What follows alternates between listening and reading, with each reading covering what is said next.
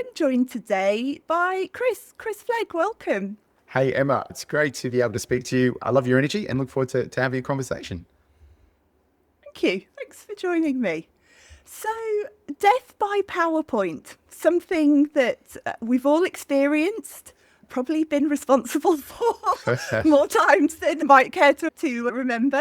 And we're going to be talking about multiple ways to avoid that and about what you do with your company. But before we get into that, we'd love to understand the journey to that, because it's certainly not the path that you started off on. No, this is not going to be the episode about the most strategically planned career strategy, because it certainly wasn't the case myself. So, although I run a design agency these days, my background was in banking and financial services, mostly at Macquarie Bank and ANZ.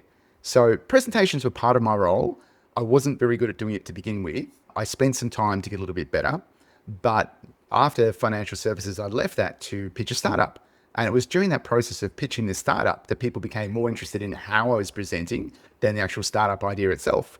So that was 13 years ago. And that was really the start of what we do today. It's so interesting, isn't it? And you kind of, as you said, it might not outwardly sound like the most strategic career path, but I often think that's the best way. Those kind of, I don't know, happy accidents, or the organic way that something kind of comes about. Absolutely. I like that term, a happy accident. And that was Yeah. really the transition from going from being an employee to then having to learn how to run a business. And so that was a real learning curve, and still working on it, but something that sort of has definitely been a big part of the last 13 years, not only the work that we do, but running and managing a team. So you mentioned that when you were pitching the startup, that it was the design elements and the presentation elements that people were resonating with. Were you at that time super conscious of that? Were you very conscious of making sure that the visual elements and the way that you were pitching was as good as it possibly could be? Was it a conscious decision? Yeah, absolutely. So back in the corporate world of presenting, you could go to a conference or go to a session and have a presentation, and you could do okay, you could do well. There wasn't really a consequence for that. But when you're out there by yourself, you don't have a brand behind you, you're really pitching an idea. It's a must-win sort of high-stakes presentation element. It was something that I really, really tried hard to make an impact with, because it was so important, because it was mine, and I really wanted to communicate as clearly and with the biggest impact that I had. So that's why I spent so much time focusing on the actual presentation itself. And how did you, I guess, learn to do that? Was it just kind of trial and error? Were you figuring it out as you went along, like self-taught? Talk me through that process. Absolutely. So as I mentioned, I was never a great presenter. In fact, a very average presenter for quite a long time in financial services. I was at a professional development one afternoon presenting up at the Gold Coast. And it was the after lunch session of what we call the dead zone. Oh, And yeah, it's a terrible session, that, isn't it? it is. The energy's low, the room is dark, and people would like to be somewhere else apart, or anywhere else apart from where they are. And I kept at a moment, and I caught myself sort of mid-presentation thinking, I'm just doing what everyone else is doing here. I'm sort of reading off the slides that marketing gave me. I'm really just sort of going through the motions and not doing anything different to any other presenter that day or that week. So that was my sort of light bulb moment to go, I'd like to get better at doing this, because it's a horrific experience to turn up somewhere and have that really flat feeling at the end of it. What we say about presentations is they're moments of truth. You know, this idea that you are being judged, you are looking to be able to sort of change something with that presentation, and gently walking off the stage at 3:30 after another particularly dull session feels horrible. So from that process, I spent the next few years just learning, trying, and trying to develop the skill of both kind of the structure of the presentation and the delivery side as well. So I did okay. I probably went from average to slightly above average, but that was enough in the world that we're in to kind of really stand out in that sense as well. When I was pitching the startup, I was using Prezi, which was an alternative to PowerPoint. And the Yeah. way that works, and sort of having a big picture and zooming into ideas, I just felt really worked naturally for myself. And because it was new, it was a great tool to have in the process I was going through.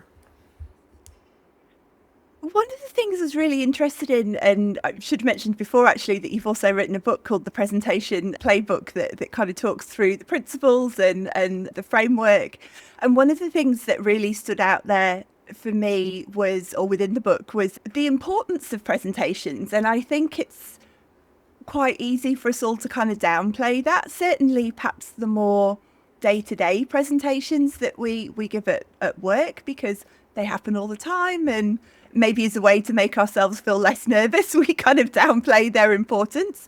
But they actually do have a really critical role. And the phrase that you used that I absolutely loved was, how do you want the future to look? Like, what are you trying to change about the future with the presentation? And just what a great way to think about it. Absolutely. When it comes to the role of presentations in business, I'm really sort of talking to people where presentations isn't the core role, but it is part of the role. So there's other things that you might do in that role. And from time to time or on a regular basis, you are required to go out and present. And I personally think, and again, we've got a bias view, that's really one of the fastest ways to accelerate your career. In that live environment, talking to a group of people, it's a way to be able to get noticed, the way to be able to create change and sort of make an impact. If you're not good at this, it's really easy to be overlooked. But getting good at presentations, I would say, is one of the sort of highest priorities in career development for people in a professional environment. Absolutely. There's two things in there that you said that I agree with with both of them. That certainly from a sort of a personal brand perspective, that visibility and actually being seen, but also amplifying your thoughts and what you stand for, perhaps even the results that you and your team have delivered. It's such a key differentiator. So totally agree with that point.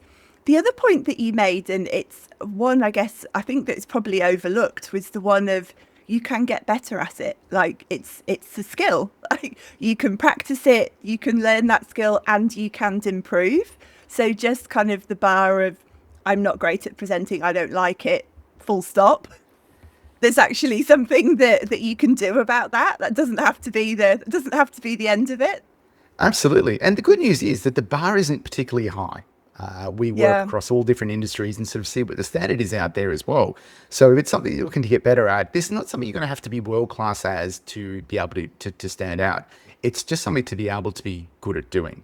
And we find that with sharing the principles in the book and some of the work we do with clients, it can be the next presentation.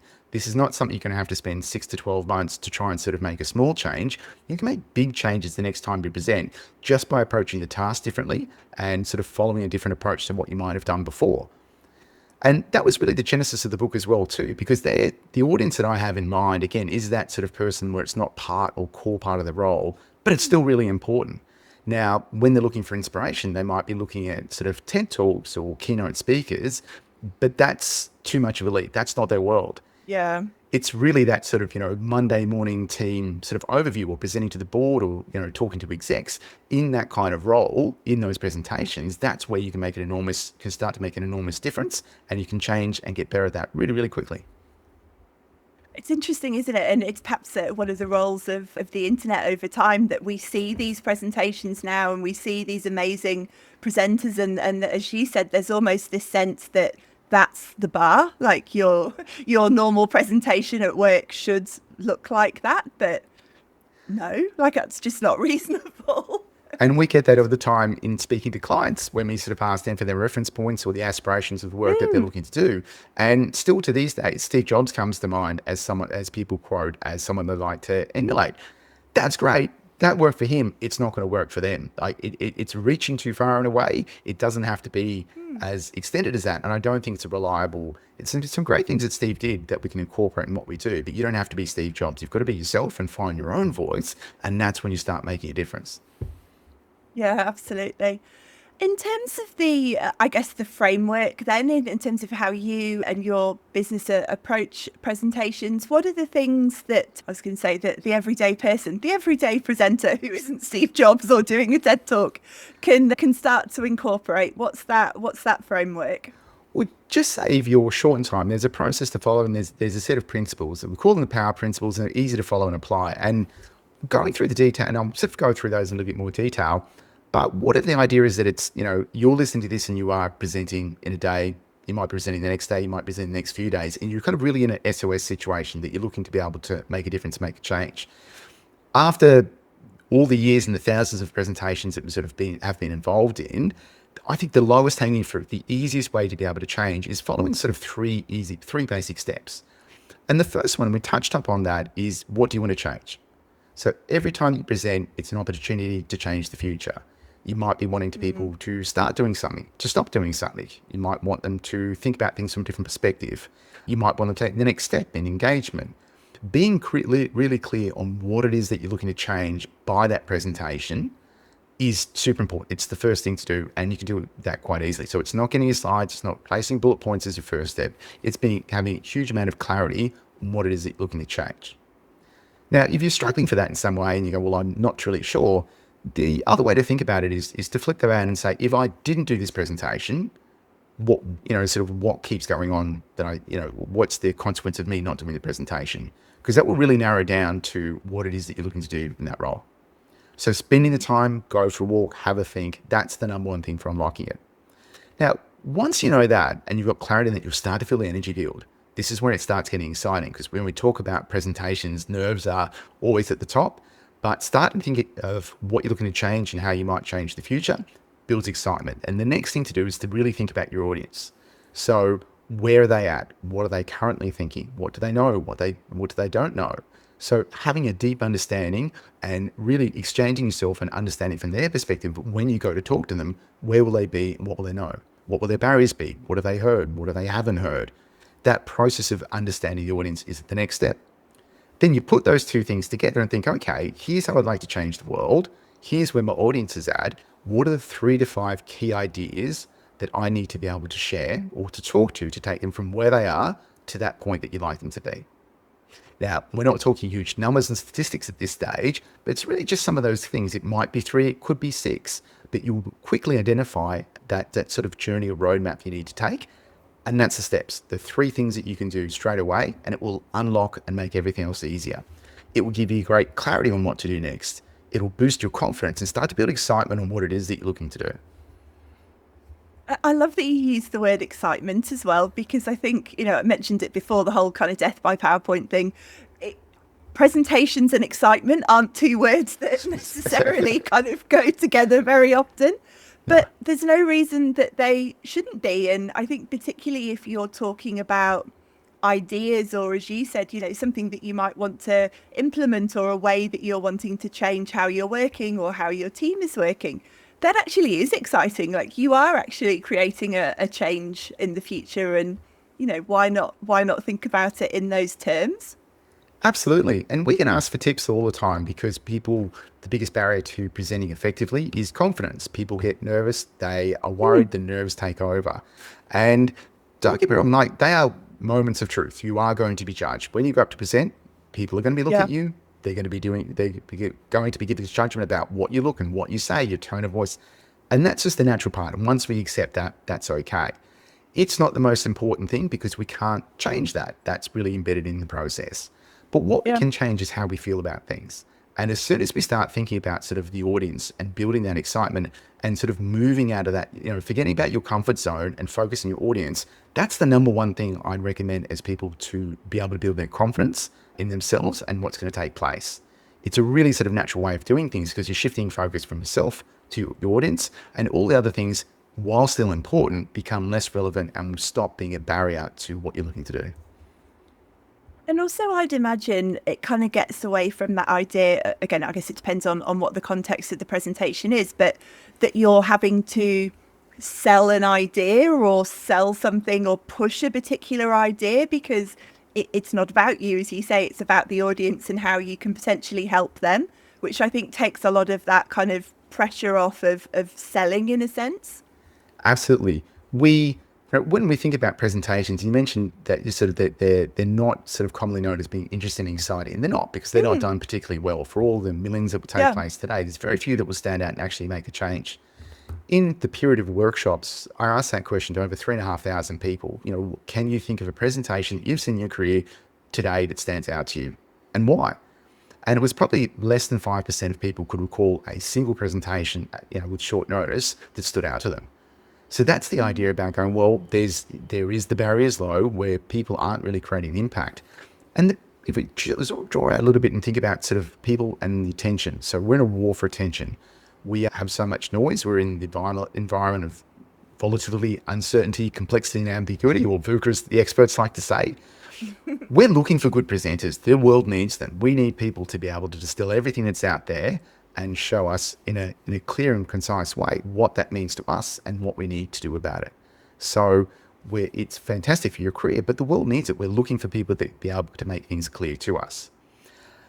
But that war for attention is that we've never had this much information. If we think about the presentation sort of landscape, we've got a stereotype to it. People expect, once they see that first slide come up, they settle back in their seats, all of the things that they might do that afternoon or this evening that are far more interesting will come to mind.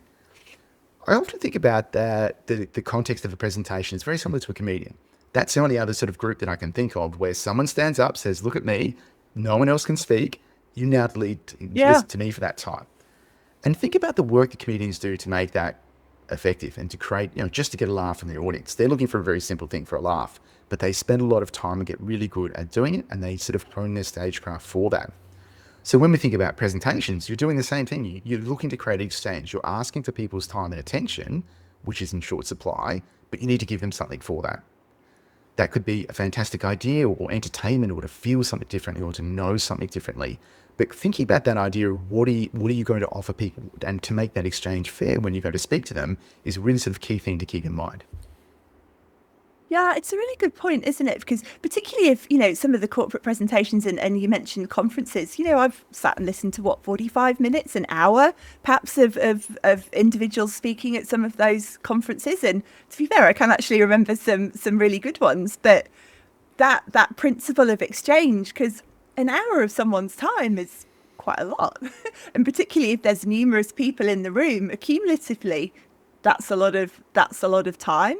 And I think that also kind of plays into that, to your point of trying to put yourself in the shoes of the audience or understand what the audience is looking for. I think those two kind of things are quite intertwined, aren't they?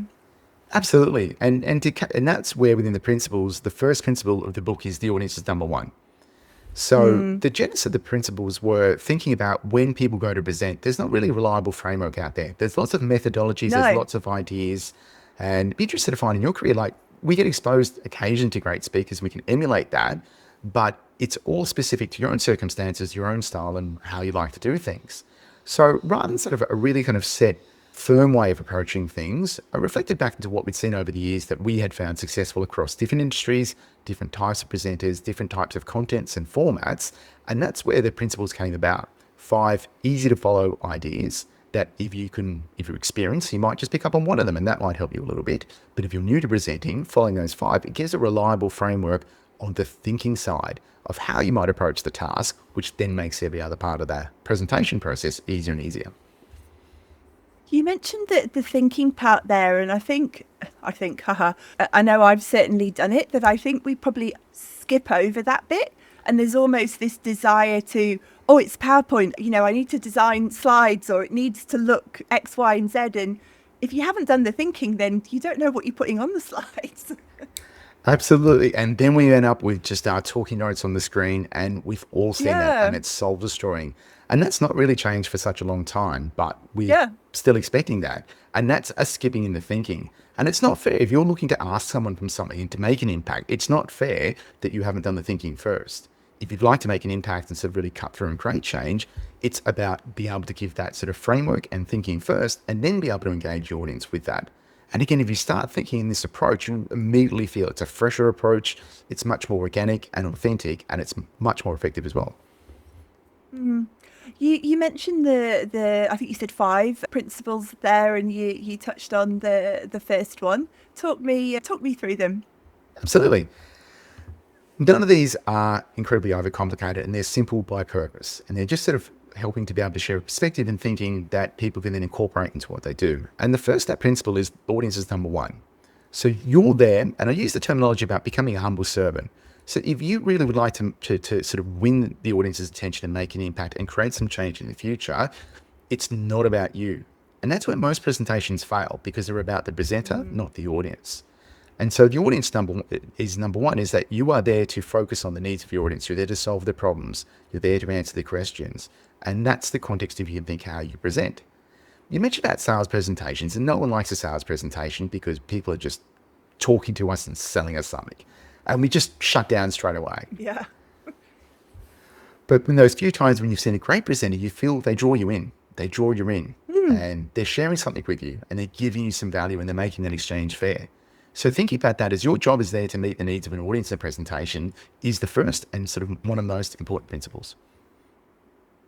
And from there, what comes next? Well, then starting with the end in mind. So again, sort of that's what I sort of shared a little bit earlier, this idea of, okay, so what is it the change we'd like to make? And what are the 3 to 5 things that get there? So in all the years of working with Prezi as a alternative PowerPoint, it was fantastic. It had this big zoomable canvas and you could be able to sort of almost like a 2.5 dimensional world, explore that with ideas and artwork. It was just amazing. And we created some really fantastic presentations. Now, if you put a PowerPoint thinking approach of a linear slide thinking into Prezi, you'd end up with something called Prezi Point, which when you added that movement together, it would make people very, very sort of seasick in that experience. So one of the first things about making great Prezi was creating that structure. What would the overview look like and what would those sections look like? Now, at the time, we were thinking doing that just to make a Prezi that didn't make people sick, but it was really then just giving a structure to content. So that's the idea about starting the end in mind is knowing the end goal and what are those groups of content to develop from. And then it's adjusting the order from it. And there's a couple of different models and methods around doing that, but knowing at that super high level, the synopsis in a way of what you'd like to do and the steps to get there is one of the second principle and one of the things that we often miss because we get into PowerPoint, we create lots of content, and it's like writing a book, pages by pages by pages. It doesn't really work that way. We need a structure to be able to make a presentation effective. Yeah, and I guess also it's kind of alongside that sort of storytelling point, isn't it? That if you've got that kind of architecture up top of, you know, the things, these are the key points I want to hit, this is the end goal, this is how I want to kind of involve the audience and draw them in. I think even that alone, you can already see that you're going to be telling more of a story as opposed to, like you said before, just talking to slides behind you or reading off the points that you've written on the slides. Absolutely. Now, we used to do that process with clients face to face on a whiteboard about sort of identifying that. And our record was a day and a half of work just to get that bit done. Because we have ideas, but there's no hierarchy to those ideas and structure sometimes. Sometimes it's just a lot of content. And that's okay, we need that, but we need to start with that structure first. So that's what we encourage people to do. Like this is also with presentations as presenters, we've got this great thing about becoming audience members as well. So it's a task that you might do, but you get to see a lot of presentations.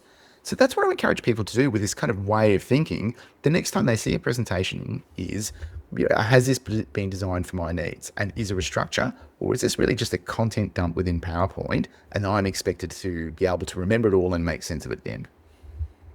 Yeah, absolutely. Yeah, I can certainly think of a few that I've experienced like that. So that was the second one. So the third one, is that where we're up to? The third one. And this is almost my favorite because in the world of presentations, as I mentioned about Steve Jobs, people think about Tony Robbins. You don't need to be Tony Robbins to be able to engage an audience when you present. So the third is being authentically you.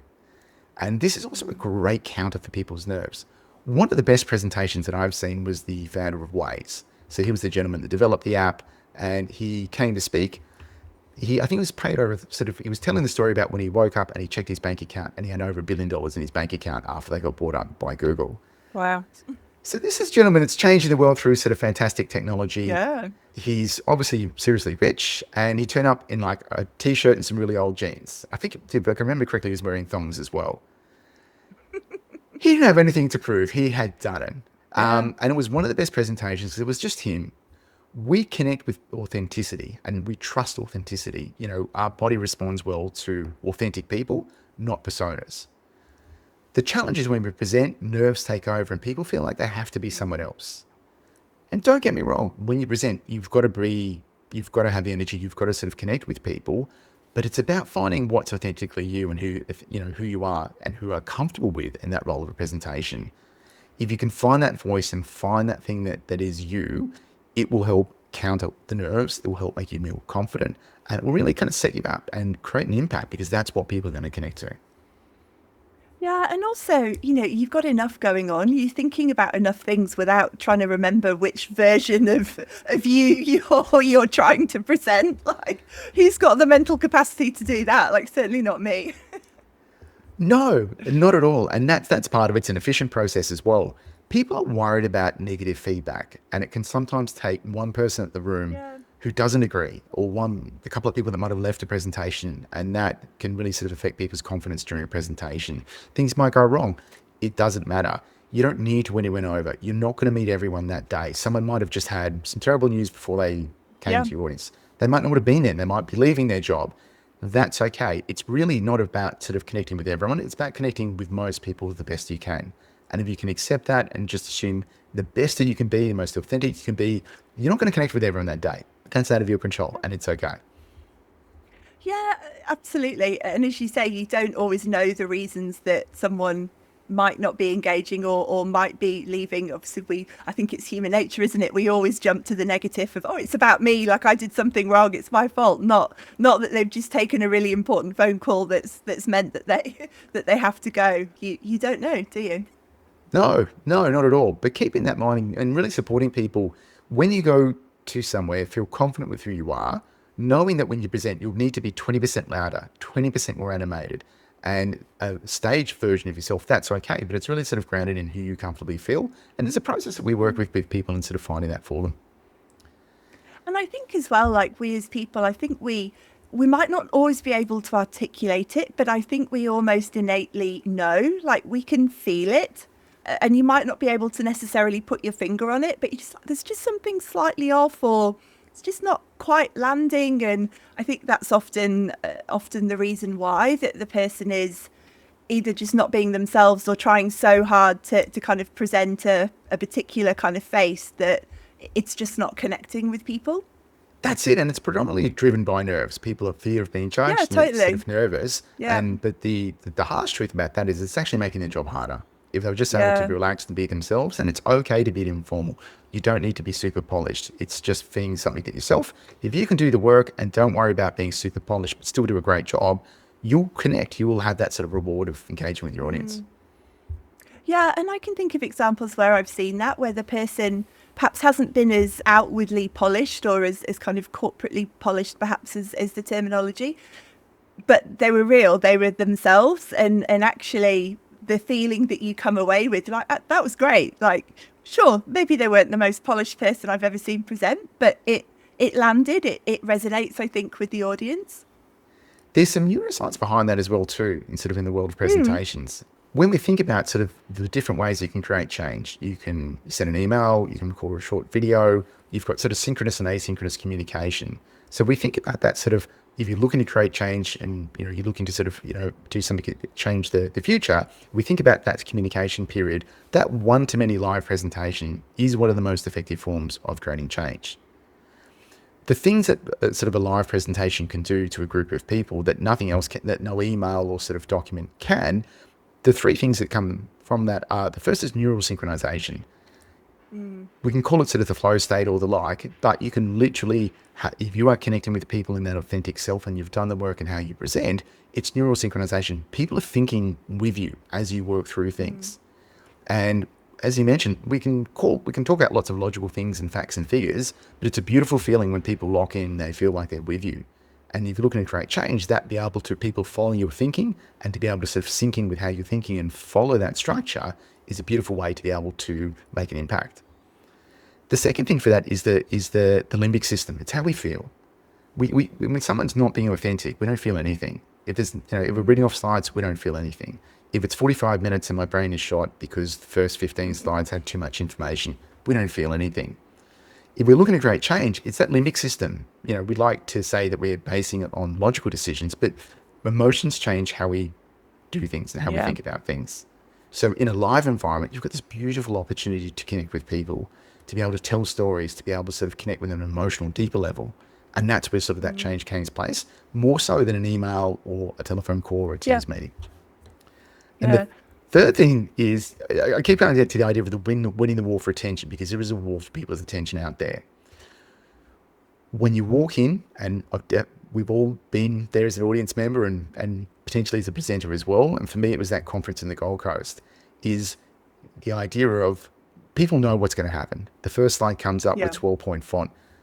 I've seen it 100 times. I've switched off and away. Yeah. I'm hoping I'm not bringing too many bad berries out from this, but something you've seen before, probably lots of times, Emma. Yeah. Yeah, absolutely. Number 4, is that what we're up to? The fourth principle? Yeah, and number 4 is assume apathy.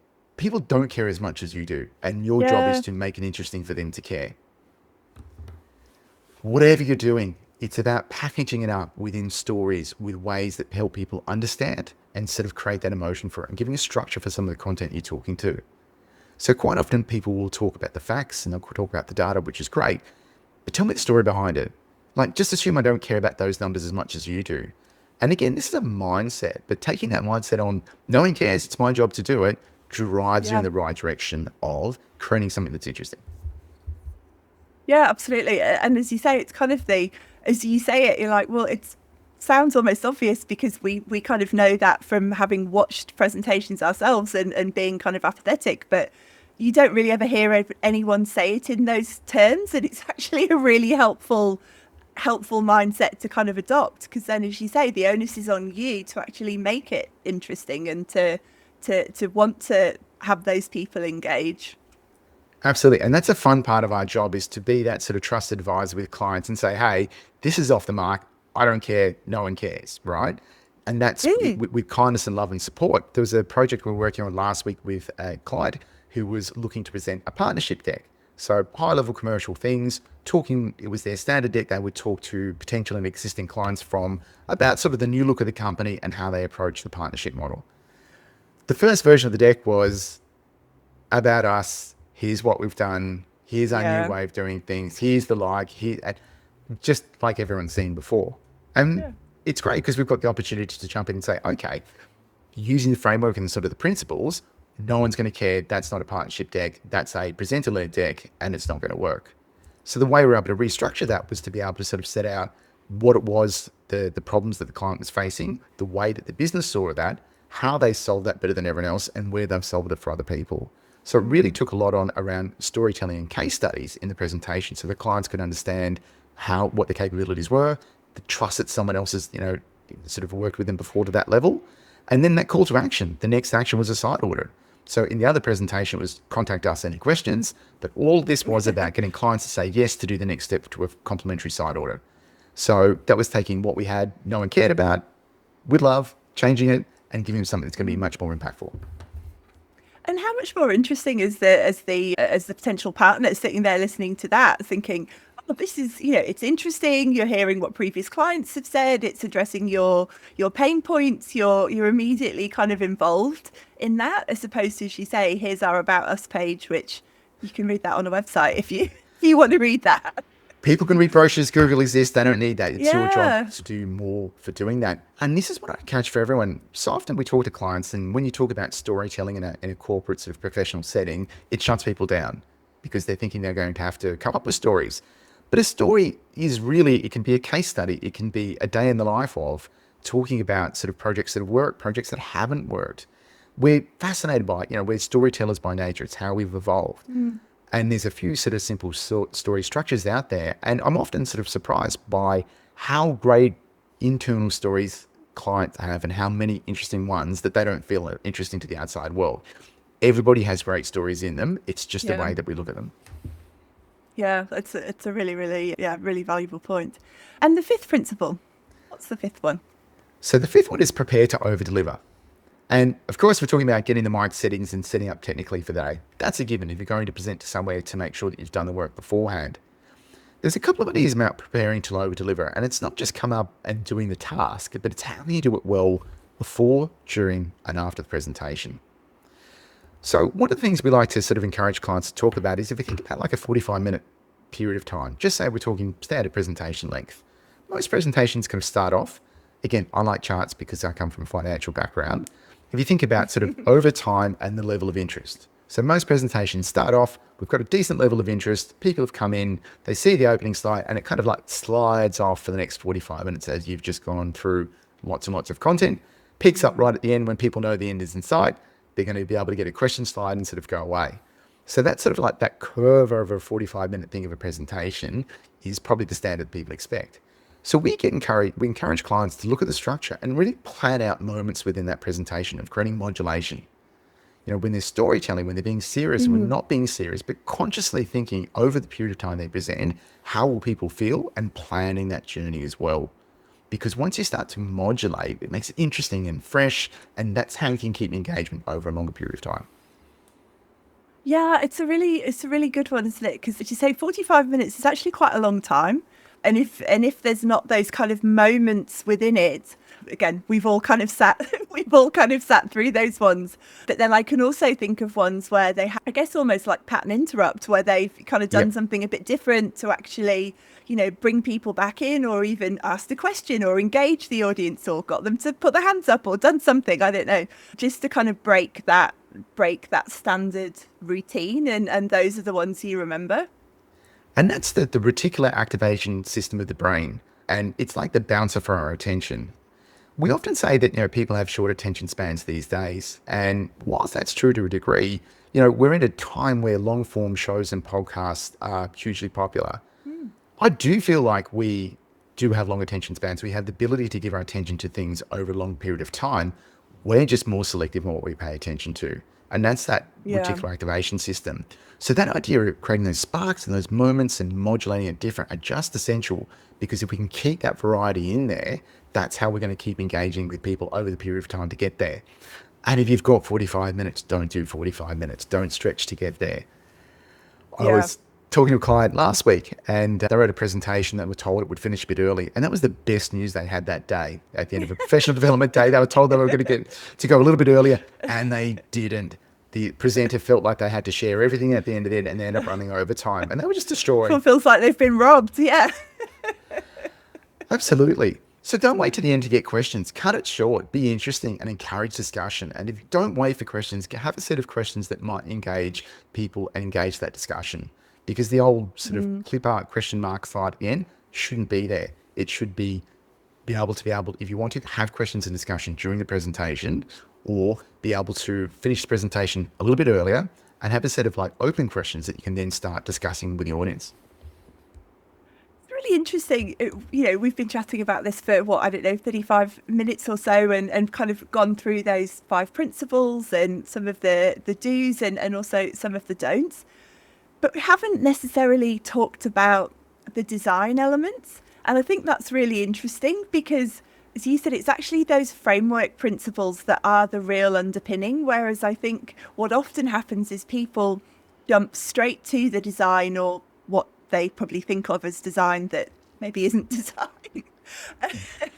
And for you, it sounds like that's really the secondary bit. Like you actually need to do all of that kind of upfront thinking and that planning and that storytelling and that modulation and that kind of content creation, curation, before you ever think about how it's actually going to look and the design element of it. Absolutely. I mean, we love slides. We're an award-winning team that makes 10,000 slides a year, and we do it to a tier 1 quality. It's really important, but it will only work to a certain stage in its effectiveness if you haven't done the work beforehand. So we can make things look great. And that's when we're working with clients and we've developed the content and structure, and then we take it to design phase.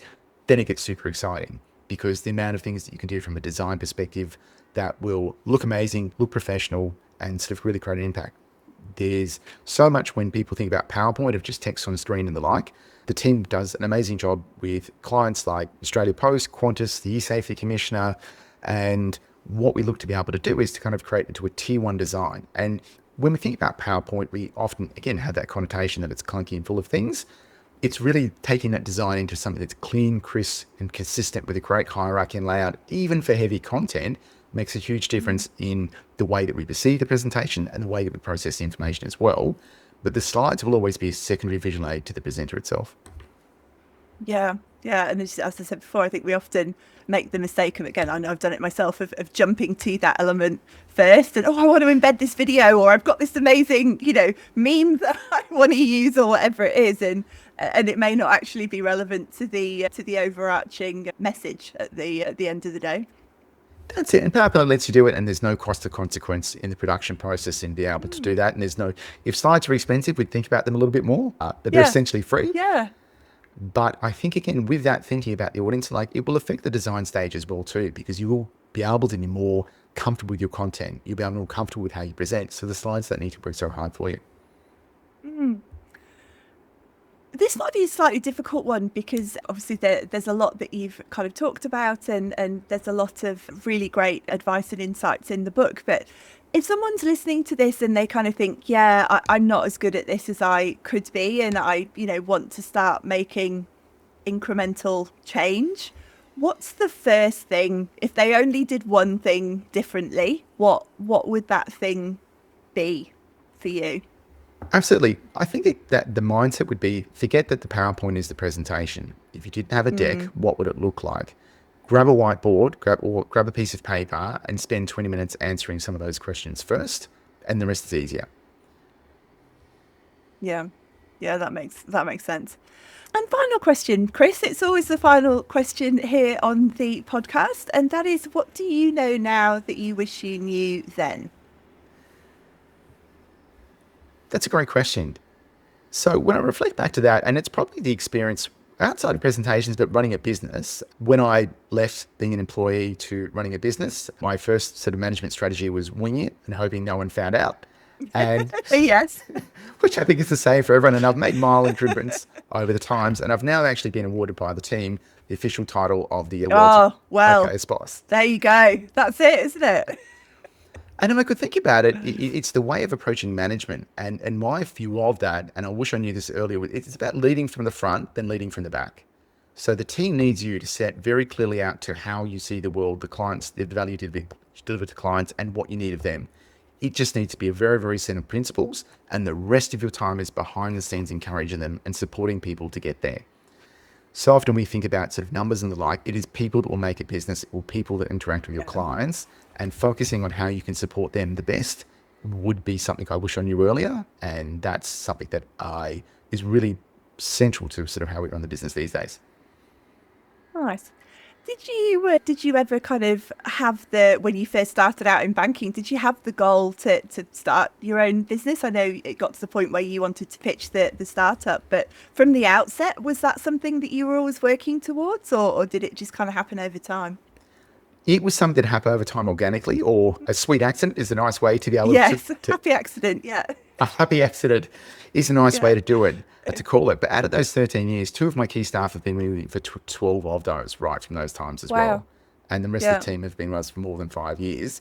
And that's the thing that I go, wow, as much as you can, be kind to the people that are in your team. We're all humans. We have good days and bad days. And it's those times of saying that even though in a corporate environment, you do need to be able to deliver and create numbers. That's a given. But supporting your team and being as kind as possible and supporting them in those days when they need you, they're the ones that you remember. And that's where I don't think it's any tip, trick or hack, but those days that they need you, turn up for them, be kind, and that you will be able to develop a long-lasting relationship, and they'll do more for you and your clients and the team than you can actually force someone to do. Yeah, it's so true, isn't it? And I've seen it in my own career and through, talking to others and clients as well, like the loyalty that you actually get from that. And of course, it's like everything, it's a two-way street, but it's lovely when you actually get to that point and you've had those really long relationships with people working for you. So good on you. Thank you. And that's one of the things that used to be hard managing people that is now a great pleasure. And again, it's a change of mindset approaching that. You're in a corporate environment, it's hard to do. You've got a lot more sort of restrictions around you than a small business. And that's the upside of a small business, is that you can just do things how you like and you can look after people how you like. Yeah. Well, I think it's kind of the ultimate point, isn't it, of having your own business, that you get to make those calls for yourself and kind of design it and make it how you want it to be. So absolutely. Thank you, Kris. Really appreciate you taking the time and sharing your principles and framework, and so interesting. And I think so much of it, you used the phrase a couple of times, but it really resonates, is that kind of mindset shift about how we actually think about presentations and their kind of part in the corporate environment. And I go back to that original point of how do you want the future to be different, and kind of viewing them like that, I think is really, really cool. So thank you. Thank you. I've enjoyed speaking to you, and that idea of encourage, because I've seen it so many times. If you'd like to make a difference, you can start the next presentation. Anyone can do it. It doesn't have to be that hard, and it feels fantastic when you do it well. Absolutely. Thank you.